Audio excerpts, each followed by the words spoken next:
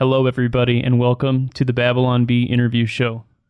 This is a very exciting episode because we're going to talk about the most exciting thing of all time. Tyrannosaurus Rex is riding monster trucks? Sadly, no. Oh. Puritans. Oh, okay. That was next to my list. Yeah. Puritans. So that's like the Pilgrims. They got buckles everywhere. Like I don't think Pilgrims are necessarily Puritan. Elbows. Well, we'll ask boots. the experts. So This is Nate Pickowicz and Dustin Benge. All right. Pickowicz and Benge. It sounds like sounds like something you'd order at an English pub. Get me some Pickowicz and Benge, please. I was going to say it sounded like an old haberdasher shop or something. Oh, yeah, that's true. Like some company, Pickowicz and Benge. We like a plate with like weird sausages and like pieces of potato all fried around the sausage. Like pig's feet sticking out and stuff.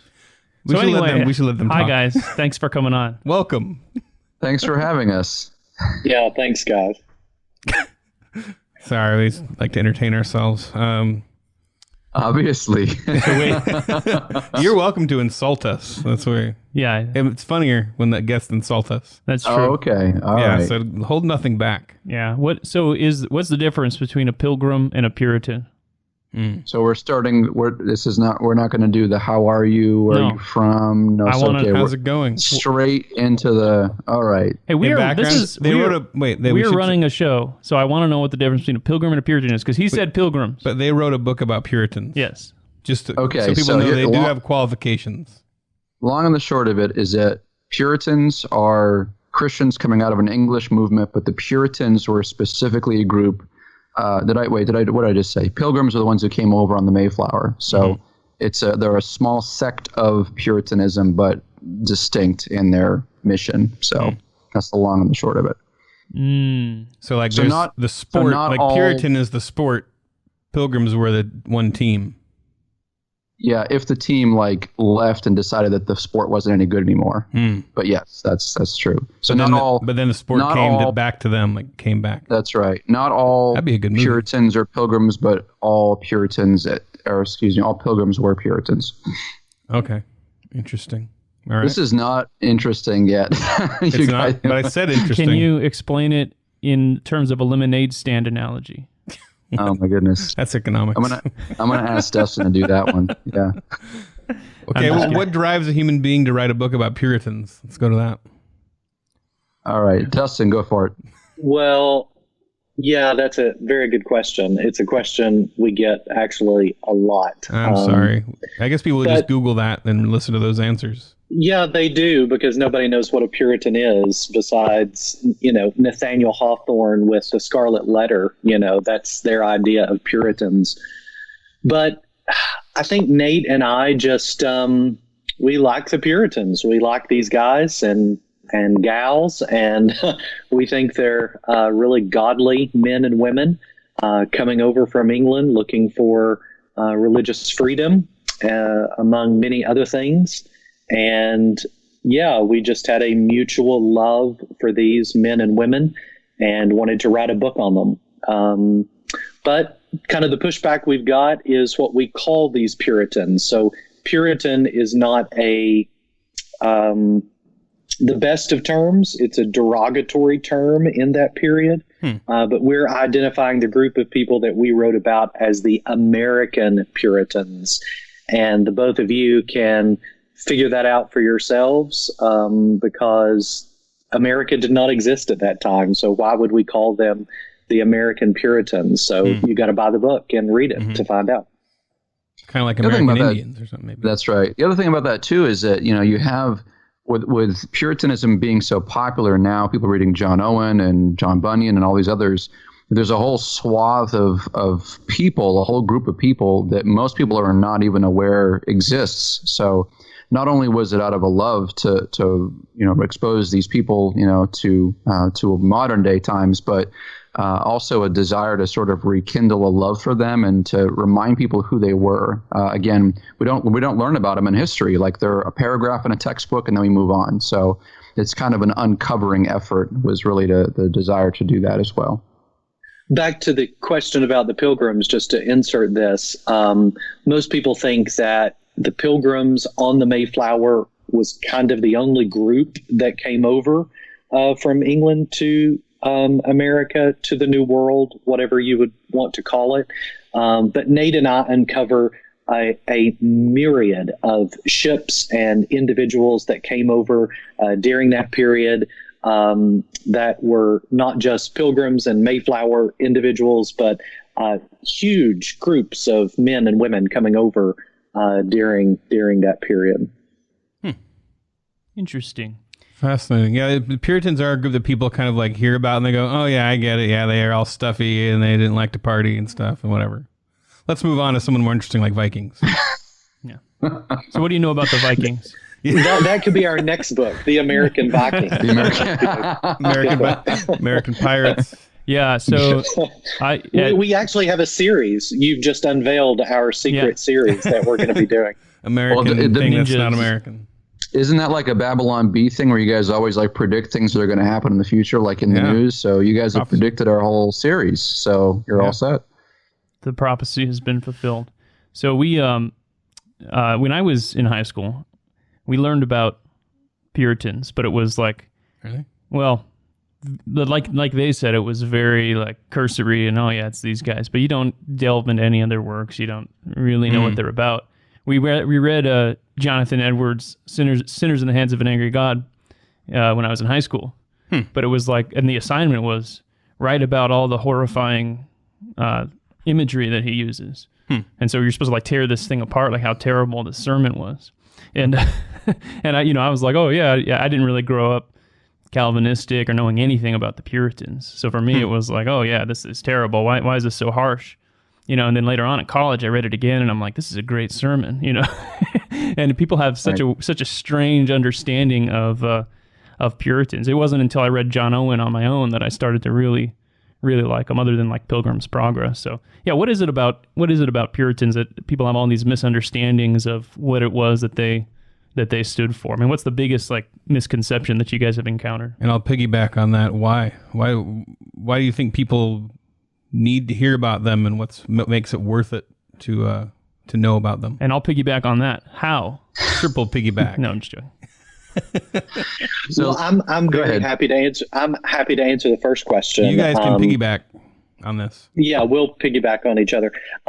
Just answer the first question in regard to the example of Edwards and why Puritans are painted in a certain way as they are, as these rough, angry, hateful people walking around in long black garbs with white wigs, disrupting every kid's birthday party in the town. And I think that's because popping balloons. Yeah, exactly. Tar and feathering everybody, having fun. But if you take the example of Jonathan Edwards, for instance, the only thing that the mass population know about Edwards, if they've even heard of Edwards, is his sermon, as you've said, Sinners in the Hands of an Angry God. And I remember in high school reading that sermon in a literature book as early American literature. And it wasn't until college, as I began to look into Edwards, that I found that particular sermon was not typical of his pastoral and preaching ministry at all. In fact, it was quite untypical of Edwards. Edwards' writings, his whole corpus is filled with joy and love and grace and beauty and perfection, and something that once you begin reading, your affections just begin to bubble over in worship to God.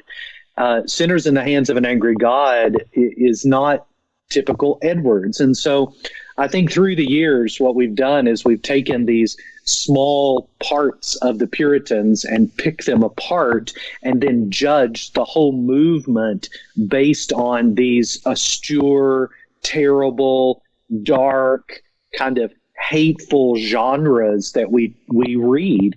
And that's not at all what the Puritan movement is. If anything, and I think we can have, John Piper to thank as much as anyone for this, and Banner of Truth and others who have kind of uncovered the Puritans. The Puritans are about joy. Edwards is walking through the forest singing songs and making up hymns as he goes. He's not popping little kids' balloons. He's not breaking up, parties. He's sitting on his rooftop as a storm approaches, making up hymns in worship to God. He's riding on his horse, into town as a loving pastor. And we don't ride on Edwards, but Edwards is, it can be argued Edwards is not even a Puritan. But the men and women that we ride on, John Eliot, for instance, who I wrote on in American Puritans, he was a pastor for 40-some years and translated the whole Bible into the Native American Algonquin language. This, guys, has to be love overflowing in missionary and pastoral efforts. That's all it can be. These are not hateful guys. These are guys and women, of course, I'm including those as well, who love the Lord, who have a joy for Christ, who have a desire to expand his kingdom. And I could go on, but that's somewhat of my observance of how we have painted the Puritans. Yeah, so it's kind of like if in 100 years we were to have textbooks on John MacArthur, and the only sermon they included was when he said, "Go home to Beth Moore." Exactly. Yeah. Caricature.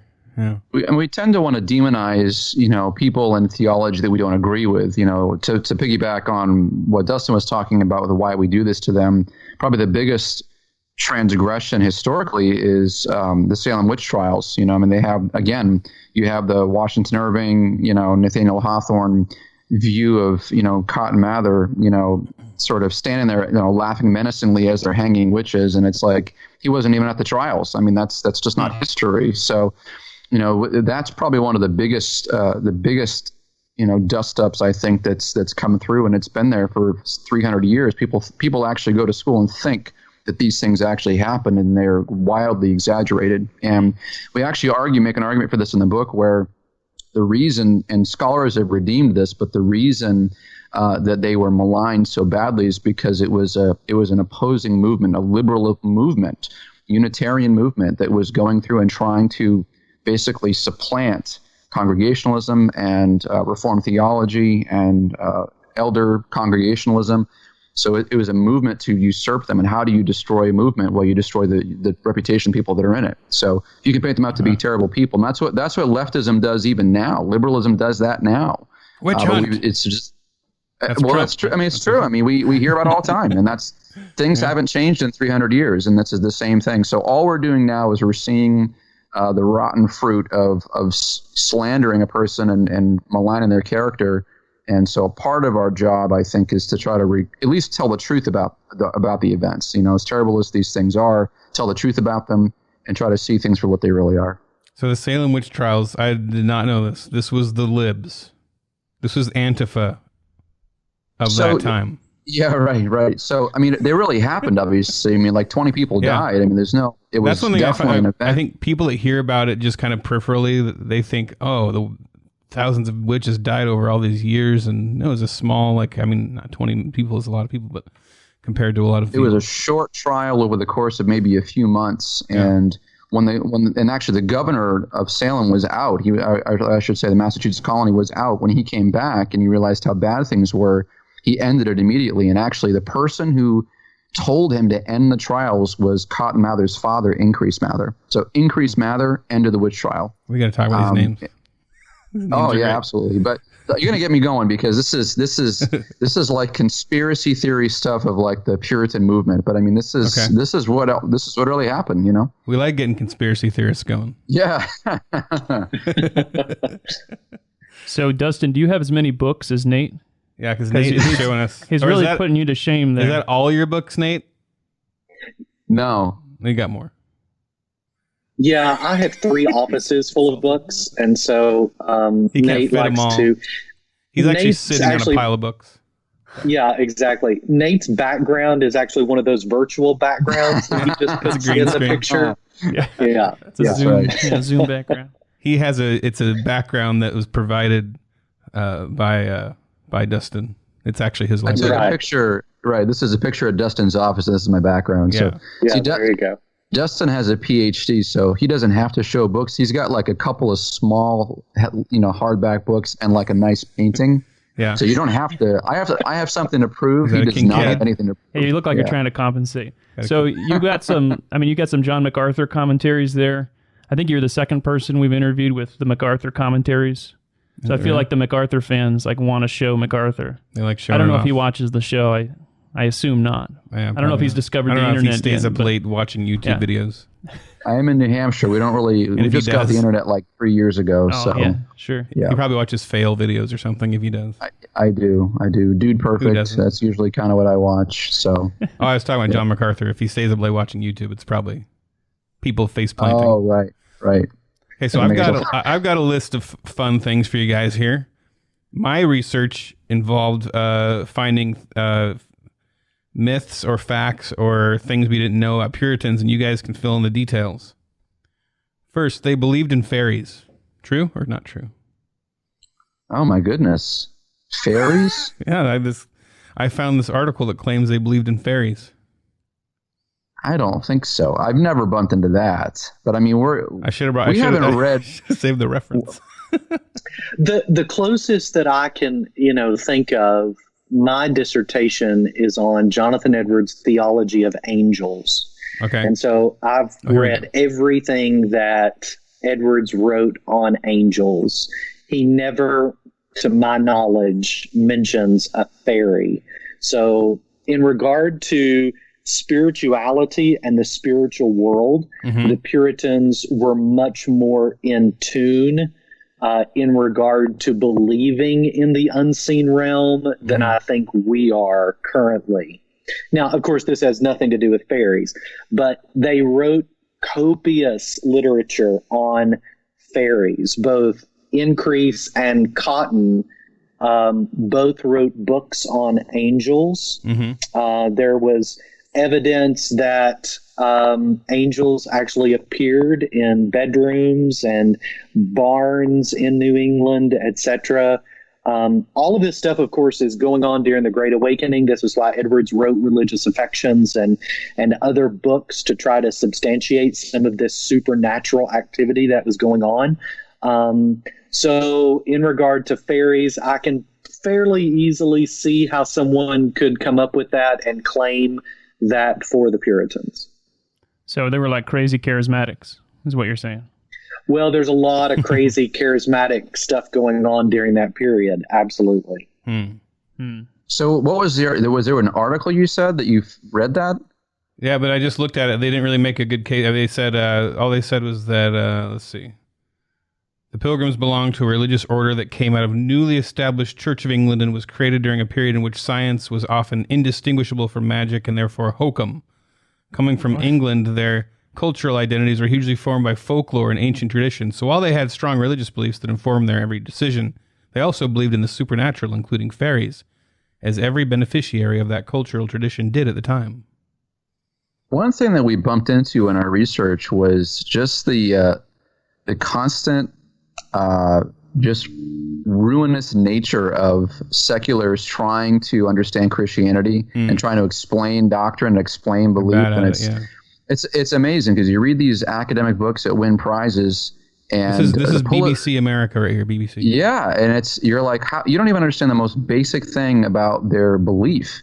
When you view people like Jonathan Edwards as philosophers and don't even mention anything about his love for Christ, you don't even understand the person at all. So I'd be very interested to know where articles like that come from and who writes them. But sounds totally bogus to me. I mainly looked it up for entertainment for this interview. From what it sounds like, what you said, it sounds like they took beliefs that people had just in general at the time. Yeah, and they said, well, since they lived at that time. Yeah, they said most people believed in them, but also. I always wonder if, like, you look back on our civilization today, what people think that we believed in superheroes. Yeah, I do. I believe it pervades our whole, it's everywhere. There's so many books, and people are obsessed. You think that, looking back, scientists would be like, oh, they had a true belief in the guy that got bit by a spider and became these guys were not dummies. I mean, they were educated in some of the finest institutions in England and in Europe during this period. They were doctors, they were medical doctors, they were scientists, they were philosophers, they were pastors, they were statesmen. I mean, in regard to, 16th century kind of education, they were the top echelon of that education. So they're not some hokey group that, just kind of fell off the turnip wagon or whatever. I mean, they know what they're talking about. Bunch of now, turnip of course, eaters. a bunch of turnip eaters. They're extremely well educated. And, I agree with Nate. It's just a secular desire to explain away their Christianity, which has a deep root in spiritual and biblical understanding. So they weren't anti-science. They're pro-science. They were not anti-science. Look at Jonathan Edwards. Look at all his studies on spiders when he was a teenager. I mean, it's phenomenal. I got to read that. Cotton Mather wrote the first science textbook in America. Was it about cotton? Yeah. It was mostly about cotton. 500 pages on cotton. Was it called yes. Mathematics? It should have been. No, it was not. No. It was called The Christian Philosopher, and it was a science textbook. He actually received an honorary degree from the University of Glasgow and the Royal Society, actually. So, yeah, these people were incredibly intelligent, and I can tell you they did not believe in fairies. Did they hate Christmas? Yeah, why they hate Christmas? I hear they hate Christmas. The Pilgrims didn't like Christmas. Well, they just didn't want to. They wanted to see it in Scripture, so they viewed a lot of the holidays as sort of carryover from Roman Catholic Church and a lot of the mysticism that they were seeing. So if it wasn't in the Bible, they didn't want to celebrate it. So yeah, the Pilgrims famously did not celebrate Christmas at all. Like, showeth me the candy canes in this book, or I will not celebrate. Yeah, and they went through the town stealing the gifts. Yeah, they brought them all up to the mountain. Yeah, I think you're mixing some genres there, but we'll allow it. We'll allow it. Okay, did they invent tablecloths to hide the scandalous table legs that were too tempting to the Puritans? Did you actually find that somewhere? Please tell me. It was more like Victorian era, but yeah. That isn't actual. I love how you guys are trying to make Puritans entertaining. I mean, really, hats off to you. Have you guys ever read or seen Solomon Kane? I have not. If they did their research, No. they did. Okay, so you guys didn't do your research. Discredited. Return your PhD. I've never read it, but I don't have a PhD. We're not going to be able to put American Puritans into our book club because you haven't passed the rigorous examination here. Yeah, Solomon Kane was a Pulp Fiction hero that Robert E. Howard wrote about, where he was this Puritan that went around blasting demons with his blunderbuss, which was wonderful. He's the best superhero of all time. But Did they have blunderbusses? The movie was kind of terrible, so yeah, they would have had guns. Cool. I want to know about this next one. Which one? Quakers. Oh, they were super mean to Quakers. Did they poke Quakers with red-hot pokers? There's details here. We got to read the details here. So they passed a law preventing Quakers from entering Boston. Should a Quaker man be found, one of his ears would be cut off. If he came back, they cut the other one off. If that wasn't enough of a deterrent, the third visit would result in a red-hot poker through the tongue. Can you imagine the sound a man would make? The Quaker women would just be whipped, jailed, and hanged. So yeah, what's up? Why do they hate Quakers so much? Right, according to BBC America. Well, sadly, I would say that's true. Oh. Those things are true.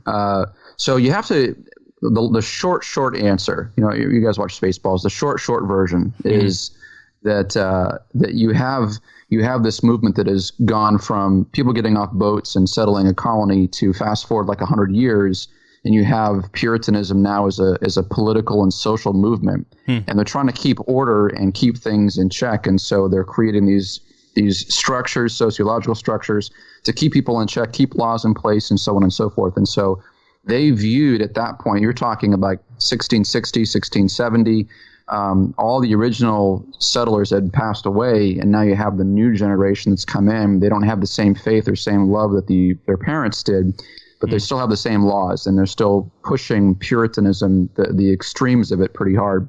And so they viewed anybody who was heretical in their eyes as an enemy of the state, and so they persecuted them. And they, again, we don't explain away some of the terrible things that happen. Right. But we just have to understand them rightly in history. So sadly, I've actually read a lot more of some of those things, even down to whipping Baptists who came into town. And even, like Cotton Mather actually, 25, 30 years later, goes and participates in the ordination of a Baptist minister and apologizes to the Baptist church and says, we're sorry for what our people did to you, all these years ago. So yeah, it was a tough period of time. And again, I think this is why people don't want to talk about it. They'd rather just turn a blind eye and say, I don't like that period of time. It doesn't make any sense. I hate it. They were mean to people. And, the big thesis here is that, every single person is sinful apart from Christ. And there's no golden age of church history. There's no golden age of anywhere in time. There's always people hurting each other and people who are in need of redemption. So, yeah, I wish I could say that those stories didn't happen. It was just a big joke, but some of those things actually did happen. We never know. Maybe the Quakers were jerks. There was a lot behind that. Quakers. I've only seen the oatmeal. Today, he looks untrustworthy. We get our maple syrup from Quakers, so it's like they're pretty mild now. But a lot of some of the Quakers in rebellion in Boston actually would strip down, get naked, and walk through church meetings without their clothes on, and they're yelling and screaming. And so these weren't just peace-loving people. They were trying to disrupt the order. So you had cutting off an ear was merciful in that situation. It's not the worst thing. Could have been worse. Yeah. Who knows? Yeah, so you have men, women, and children sitting in church, and a Quaker strips naked and runs through their assembly. This is to a people who is trying to set up a city on the hill. This is just atrocious. So there's a lot of factors people don't consider. Plus they're causing earthquakes. That's right. Well, they were. Yeah, that's true. Sounds like a charismatic church service. Just this naked guy just walks through. It's like, we never have naked cults. Well, we do, but Christian offshoots anymore. We don't. We need to go back to the naked cults, the naked denominations. So you guys talk about in your book, American Puritans. You talk about William Bradford, John Winthrop, John Cotton, Thomas Hooker, Thomas Shepard, Anne Bradstreet, John Eliot, Samuel Willard, and Cotton Mather. So, who's your favorite? I think he likes Cotton Mather. Who's your favorite? I guess Nate, because he's talking. You're gonna guess Cotton Mather? Yeah, you guess. I'm gonna. Dustin can go first. I know which one is his favorite. What do you think, Kyle? We got to guess first. Guess purely based on the name. I'm gonna guess Anne Bradstreet because she's a woman. I'll say John Winthrop. That's kind of cool. Because that sounds like a smart name. Anne is a woman, right? Anne is a woman, yes. You never know. They have weird names. We're going to get into that. I can't wait. So, so Anne Bradstreet was a woman. She was an early American poet, just phenomenal. We wanted to include her to really give a nod to exactly what went on in the home during that period of she's attending to children and to in-laws and to elderly parents and a husband who's gone all the time in statecraft and other things. She's writing copious poems about various life struggles. She's making candles and she's gardening.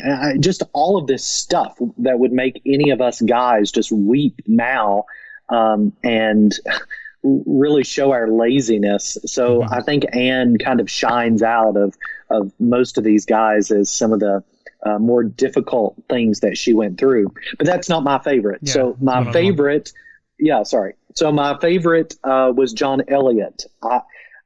When I came to this period and when we began writing this book, I did not know a lot about some of the characters that I had written on. I had heard about them.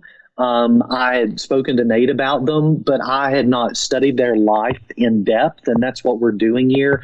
These are just biographical accounts. We're not getting into their writings and theology and other things. We're just weaving together a tapestry that's a story. And John Eliot's story was just so compelling to me, born in 1604. in England, was kind of an understudy of Thomas Hooker. He died in 1690, a colonial pastor with an ardent desire to go to his neighbors and to share the gospel. He wasn't a great statesman. He wasn't a great intellectual, or though he would say he was a very simple man, pastoring 40 years in Roxbury, Massachusetts. But what he's remembered for most is his missionary work among the Native Americans during this period. He began to minister to them in such a way that, much like William Tyndale did in England, he felt like if the Native Americans are going to hear the gospel, receive the gospel, and believe the gospel, they have to read the Bible in their own language. And so the Algonquin language had no alphabet. It had no grammar. Nothing had ever been written down of this language. And so John Eliot, along with translators, began to develop, and he actually wrote an Algonquin alphabet. He wrote 2 Indian grammar books and dictionaries in order to begin translation work on the Old and New Testament. By the time he was finished, he had translated a Psalm hymn book, which was one of the first hymn books published of the Psalms in America, as well as the whole Old Testament and New Testament in Algonquin. This was the first time anything had been done like this with an unwritten language for almost 1,000 years. And so here's John Eliot just faithfully pastoring his church while he is setting up these great missionary outposts to the Native Americans. And so Nate and I have often discussed that, there's a lot of current kind of idea that the Puritans came over. They didn't care about anything that was going on in the New World. They hated the Indians. They wanted to kill them all. They didn't want to share the gospel with them because they thought them lower than themselves in regard to racial hierarchy, etc. That's not at all the case with somebody like John Eliot. He is giving his life. I mean, can you imagine translating every word in the Bible for a people that you thought were lower than yourself? I don't think so. And so that's exactly what John Eliot's doing. And at the end of his life, when he's dying, he calls himself a shrub in the wilderness. I mean, out of all the massive work that he's done, he calls himself just a bush that's sitting over here in the wilderness, basically useless. But yet God used him in dramatic, dramatic ways. And it's my hope that I will soon, meaning in 5 years or so, write a full biography of John Eliot and bring him into the mainstream from the shadows. Dustin, I'm going to need you to calm down. These people excite me, and I'm using my preacher hands. The Puritans would probably not approve of how animated and excited you're getting. Not at all. Not at all. We need Nate's. Yeah, we got to get Nate's favorite. I'll be briefer, but so mine. I think Cotton Mather is pretty amazing. Yeah. Well, I mean, so John, when I began researching, I think my heart was more toward John Cotton because I had done more research on him. I like him more. But when I started to study Cotton Mather, he's just a fascinating guy. Like he's much like the Apostle Peter in that, like on one level, you can see he's just brilliant and godly and does all these amazing things. And then in the next breath, he's a complete train wreck. So, I mean, you read his journals, you read his diaries. He's just an incredibly flawed human person and does very just eccentric things. He writes over 400 books in his lifetime, publishes 400 titles, and was a pastor, a minister. He gave generously. He started foundations, societies. He founded schools to train young black children in Boston. I mean, he just did these amazing things, but yet at the same time, just really was troubled and just wrestled with his own soul and his own sinfulness. And so he's just very human. And we see that more, you kind of get away from a lot of the auspices of the picture of Puritanism and you get into this human being, this person who's got all these emotions. So I just identify with Mather. I think he's just a fascinating guy, and it's a lot of fun reading about him. Well, I have been wanting to get to this. There's a lot of other things I want to bring up here on my list of stupid things I found, but this is my favorite. So they claim these are actual names of Puritan children. I guess they named very literally according to morals that they wanted to instill in their children. So it'd kind of be like naming your kid like Hope or something nowadays, or like Outrage. Yeah. Or these are coronavirus. Coronavirus. Virus free. Okay, so one's name is Praise God, Fear God. That's another one. This one's name. This is a long name. If Christ had not died for thee, thou hadst been damned. Yes, I've heard that one before. That one's great. Last name is Barebone on that one. There you go. So that's their name. Joe braked out of the ashes. And my favorite one is Fly Fornication. I know you stole my favorite one. That's a person named Fly. I hadn't heard that one. Fly Fornication. We were trying to figure out what it meant, and then we realized it was like flee fornication. Flee from fornication. Right. It's sort of after we Googled Fly Fornication, which was not a wise. Google that. Don't Google that. Not a wise whole decision. Websites. It's horrible.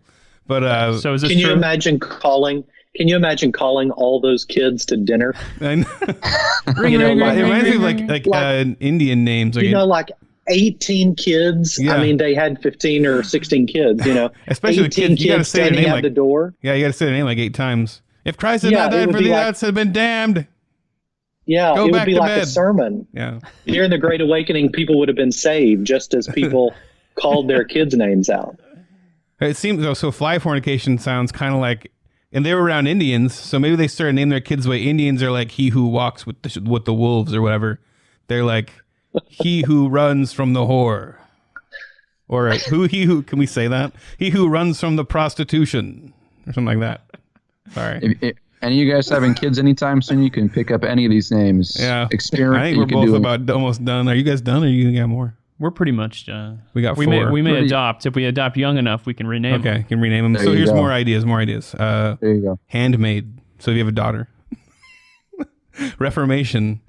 Obedience. I feel like people who like The Handmaid's Tale may use Handmaid now. Oh, like, ironically? Yeah. Handmaid Smith. Sorry for Sin. That's good. Oh, that's a good one. Wrestling. Yep. This one seems modern. Fly debate, which doesn't mean flies debating, like sitting atop a cow turd and debating philosophically, but I think it means run from debate. This would be like if John Piper named his kid... a value of our time. Singing if John Piper named his kid, God is most glorified in us when we are most satisfied in him. That's right. That's right. So is this true? Did they really name their kids this? I mean, is this all... Absolutely. Oh, yeah. I don't know what the nicknames would have been, but yeah, they shortened. You can read old church records, old town records. You see their names all over the place. It's. Oh, nice. I'm doing research on a character right now, and one of his ancestors, her first name was Experience. I mean, that was a common name. Experience is there. There's one named Thanks. That's just an Abbott Costello routine waiting to happen. Yeah. What's your name? Charity was a popular name. Charity. Isn't Fly? Isn't one of your wife's names Charity? No, my wife is Destiny. Destiny, that's right. So I guess that's similar. It's in the same vein. It's gorgeous. Yeah. Hey, one's is Dust, which is pretty close to you. And then, Yep. Humiliation is a nice name for your newborn child. I'm wondering if we will call him Humiliation. I'm wondering if that's where Dustin came from. They named him Could be, yeah. They named him Dust in the Wind. Yeah. And then they just shortened it. The last one on this list is Free Gift, which I like that. That sounds like an 80s ballad or something. Free Gift. So Nathan means gift of God. So that's essentially my name right there. I'm Ethan, and it means strong. There you go. It's weird how we're so close sounding, but different meanings completely. Yeah. I had a professor in college say he would often stop by my office and say he was going on a dusting binge. So I thought, maybe my mom named me that to remind herself she needed to clean the house. We recently interviewed Costi Hinn, Benny Hinn's nephew, and he was telling us about how Benny Hinn has a personal duster guy who just walks around dusting everything. So he probably does a lot of dusting binges. Yeah. Yes. Like his Netflix.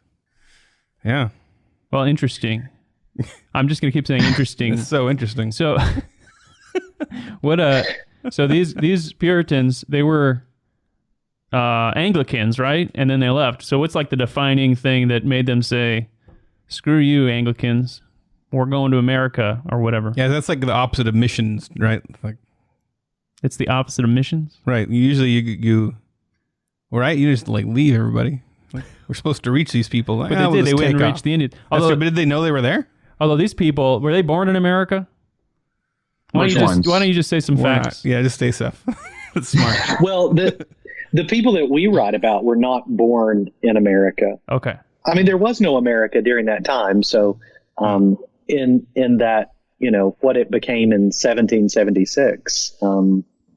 So when Elizabeth I, just to give a very brief history, came to the throne, ascended the throne after her sister Bloody Mary, not the drink, by the way, but the actual woman. Named after them. Who had killed lots of Protestant men and women because she wanted to blanket her whole kingdom with Roman Catholicism. After she died and Elizabeth kind of came to the throne, the term Puritan in the 1560s or so came to refer really to a large contingency of Protestants who were seeking to purify or further reform the Church of England. They did not feel that as everything switched over back to Anglicanism and Catholicism began to be kind of stamped out from Bloody Mary's influence, they did not feel that the reforms went far enough, as sometimes the reformers themselves are accused of. They did not reform enough. And so out of that movement came several different groups. There were groups that desired mild reforms. Another group wanted kind of only organizational reforms within the church. Another group completely opposed the Church of England and fully rejected most of the practices of the state-run church because they saw too much kind of Catholicism that was intertwined with the state church. They didn't like the idea of a state church. They wanted to worship freely and openly. And so that's why they got on boats and came to the New World in the hope of, in John Winthrop's terminology, setting up a city on a hill that could be a shining example of what true religious freedom looked like. What are some other myths or misconceptions? For instance, this list says that they actually were quite into drinking. Is that true? Because I would imagine them to be teetotalers, but I guess it's kind of hard to be a teetotaler. I guess they really liked beer. Is that true? Yeah, they drank beer. I mean, if you read Bradford's history of Plymouth Plantation, he talked about all the things that they had at Thanksgiving, and one of those things was beer. They brought huge barrels of beer over on ships with them. So wasn't that what Samoset first thing he asked? Right, he showed up and he was like, "Hey, you got any beer?" They wanted food. Right, that was actually one of the bigger problems that they had. So it wasn't just one or two times. A lot of Massasoit's tribe actually stayed with the Pilgrims and lived there for months on end. And one of the problems they were running into is they kept on coming and asking for food and beer and supplies and stuff like that. And the Pilgrims, they wanted to oblige, but half of them died the first year because they didn't have anything. So trying to oblige and be a good neighbor, but at the same time, at a certain point, telling the Indians, okay, you guys need to go find something to do because you're bleeding us dry here. So it was a social dynamic they were trying to navigate through. But I mean, their relationships with them was really good. But they fed a lot of them, and it was a good relationship for about 40 years until things went really bad. Do you guys have any cool stories about the Puritans? Like, what's the coolest Puritan story that you have? Apart from all the ones that are in the book, you mean? Yeah. Well, just assume that I read it and forgot all of them. Oh, I don't know. There's a whole bunch. I mean, I think probably one of my favorites was John Cotton learning about expository preaching. And so he's well known at Cambridge for being this great dynamic preacher and, really kind of the who's who of preaching. And so he's getting ready to go preach at St. Marie's Chapel, and the place packs out, and they're ready for this dynamic, erudite, powerful sermon. But before he goes and preaches that, he comes under conviction that he wants to just preach a very plain expository sermon, just text and proofs and applications and so on and so forth. So he gets up and he begins to preach this very plain sermon.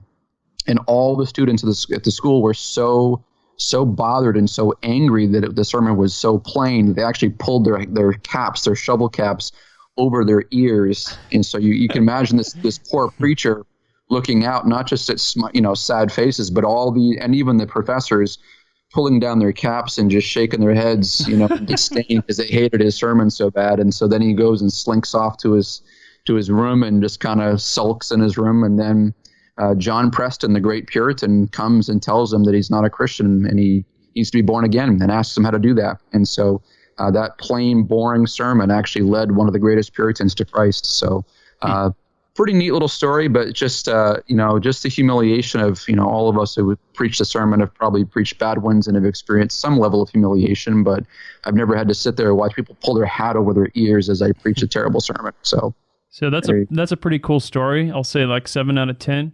Dustin, can you one up that with a cooler story? Yeah, I probably can't. Any explosions? No explosions. I love Jonathan Edwards, and so I know a lot of kind of intricate stories about him. But in regard to the people that we wrote on, and back to the subject of angels, I found actually pretty hilarious that pastorally, when Cotton Mather was speaking with and giving pastoral counsel to his congregants, if there was one particular lady that kept coming back to Cotton and saying that she had this dream of an angel visiting her, sitting on her bed, telling her about various things that were going on in the town and various things that were going on in the church, and warning her to avoid certain people. And when Cotton began to investigate further, it was the case that if the angel affirmed what he was doing, then it obviously was a messenger from God. But if she came to him with the story that the angel was not affirming what Cotton was doing, then Cotton labeled that angel as a demon from hell that needed to be avoided. And so his affirmation was from this angel. If it was good stuff about Cotton himself, then he was a messenger from God. But if not, he had to be from Satan. And so I just found that pretty pastorally hilarious. Tell the story about John Winthrop and the vampire. Did you know that one? No, that wasn't something in the book, Dustin? Vampire? So no, I don't think so. Why did you not lead off with the vampire story when I said cool story? Sorry. So John Winthrop was a modern day Van Helsing, and that's right. Walked around, with. I thought you guys were going to ask us about that, like from the get go. I mean, I don't know why we talked about all these other things, that have more academic importance. Yeah. Wait, so what's the vampire story? I want to hear the vampire story. So he walked around with stakes? It's in the book. You'll have to read it. Oh my gosh. No, there is no story. I'm sorry. There's no story. Sad. You told us to push back, so here we go, You're supposed to double down on it and just run with it. Oh, okay. All right. So just make it up as I go. Mm-hmm. We are trying to keep a reputation as, upstanding writers and scholars if we possibly can. Well, yeah. All right, do you want to move on to our 10 questions? Should we? All right, everyone, we have exhausted our questions. And so Dustin Benge and Nate Pickowicz wrote the American... Love that last name. Pickowicz. Yeah. They wrote the American Puritans. You can find it on Amazon, anywhere else. Is Amazon a good place for people to go, or you guys got... Yeah, Amazon's fine. Reformation Heritage has a site. They ship them out pretty fast right now. So either RHB or Amazon is just fine. Cool. Awesome. Thanks, guys. All right. Thanks for joining us. Thank you very much, guys. Yeah. Coming up next for Babylon Bee subscribers. It's great. So you guys devoted your lives to painting this picture of the Puritans. That's us to Carmen. Are you a leaky dispensationalist? I'm a train wreck. I have no idea. I don't like what's happened to dispensation. We need to make dispensationalism great again, and it's really gone off the rails. I don't like it. I don't like where it's gone. Cigars or pipes? Oh, heavens. Go ahead, DW. Oh, heavens. Oh, wow. Enjoying this hard-hitting interview? Become a Babylon Bee subscriber to hear the rest of this conversation. Go to babylonbee.com/plans for full-length, ad-free podcasts. Kyle and Ethan would like to thank Seth Dillon for paying the bills, Adam Ford for creating their job, the other writers for tirelessly pitching headlines, the subscribers, and you, the listener. Until next time, this is Dave D'Andrea, the voice of the Babylon Bee.